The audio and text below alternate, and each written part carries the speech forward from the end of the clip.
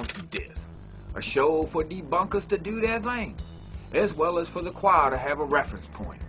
Now, so many people find it hard to believe that we're being poisoned, tested on, lied to. Their plans are documented to control us and contain us, as well as kill us by the powers that be. That indeed conspiracies do exist, and not everyone who speaks of it is a nut job, or else you'd have to call yourself a nut job.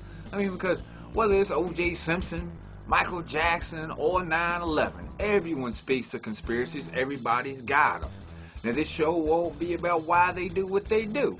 It's about the fact that it has and is being done. Now, this won't be a show covering hours worth of evidence either.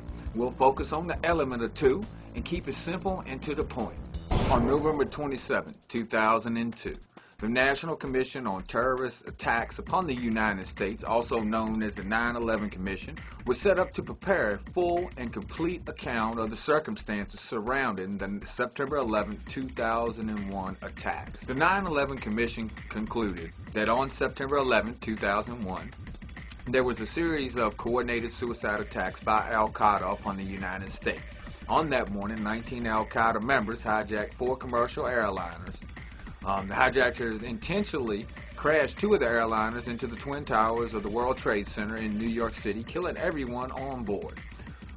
Both buildings collapsed within 2 hours, destroying nearby buildings and damaging others. The hijackers also crashed the 3rd airliner into the Pentagon in Arlington, Virginia, just outside of Washington, D.C. The 4th plane crashed in the field near Shanksville in a rural Pennsylvania town. There were no survivors from any other flights. Let's start off by taking a look at these commission members and what they said during and after the finalization of their commission report. John Farmer, former Attorney General of New Jersey, was responsible for drafting the original 9/11 report. He says, at some level of government, at some point in time, there was an agreement not to tell the truth about what happened. I was shocked at how different the truth was from the way it was described. The NORAD tapes told a radically different story from what had been told to us and the public for 2 years. Thomas H. King, the former New Jersey Republican governor who led the commission, said, "We to this day don't know why NORAD told us what they told us.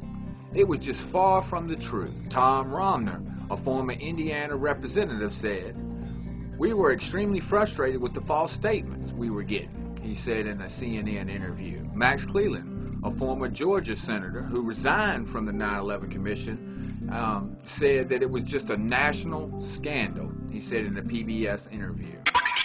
Now, looking at all of this, and these people were supposed to, give us, prepare a full and complete account of the circumstances surrounding the 9/11 2001 attacks.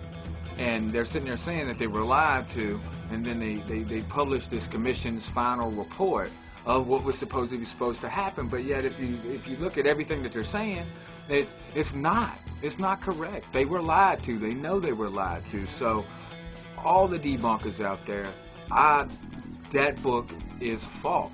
Period. Toss it out, throw it in the garbage can. We need another investigation just on that alone.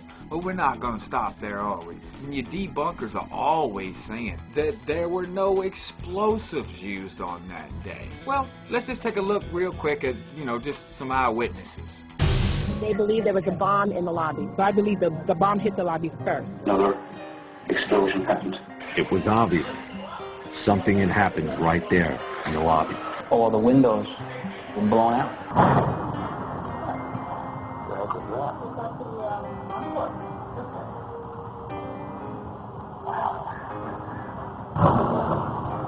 We started walking down the stairs and went to the 8th floor. Big explosion. Tell you I'm okay, all right? Here, hold on. You want to call your mother or something? You hear that? Keep your eye on that building as it's coming down. The building is about to blow up. Well, I guess they could have been confused, about what they were hearing. They didn't know what they were hearing. Well, how about what people were seeing? How about what people saw? How about let's just take not the average witness who was caught up in the craziness of that day. Let's take some of the professionals out there, and not what they thought they saw or what they thought they heard, but what they found. Let's check this out. Plane. It's of an airplane diving into New York City and exploding. I don't know what's in the truck. The truck is in between 6th and 7th on King Street. All right, 10-4, I'll send you in the bus right there for Westgate. With a mural paint, this airplane diving into New York blowing up. 2 men got out of the truck, ran away from it. We got those two under. That's great. Are you holding those 2 guys, Kate? Under. Let's get the music over here. Listen to that. Fucking beat the shit out of him. Alright, you listen, you need any further on those 2 guys over there? You alright over there, Kate?